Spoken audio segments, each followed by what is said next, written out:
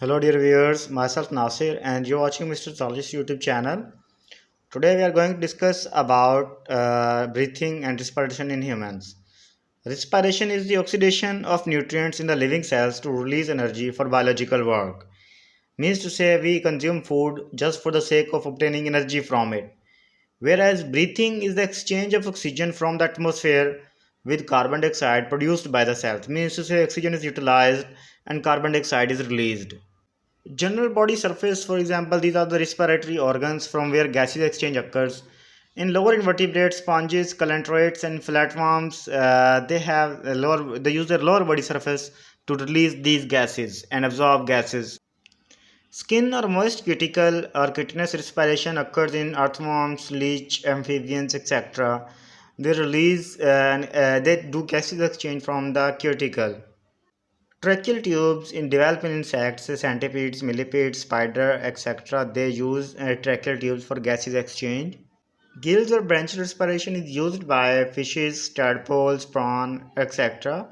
They use gills for respiration as they are most of the form aquatic.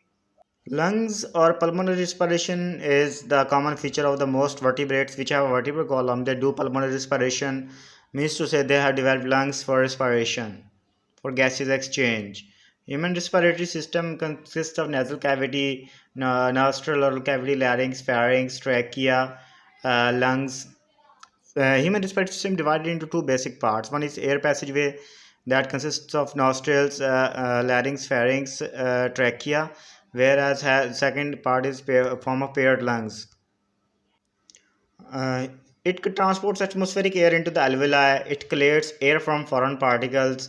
It humidifies and brings the air to body temperature. That is a function of the air passageway.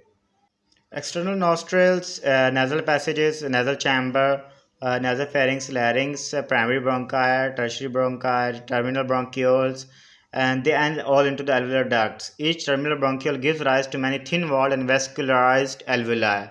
Alveoli is the functional unit of the lungs from where gases exchange occurs most of the time. Larynx, sound box or voice box, is a cartilaginous box which helps in sound production. During swallowing, glottis is closed by epiglottis, which is a thin elastic cartilage flap.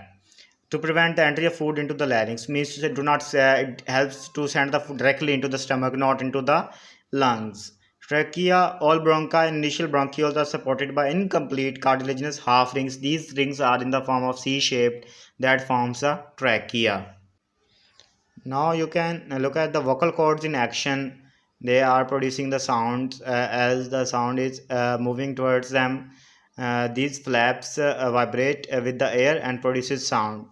That is how sound is produced in human body.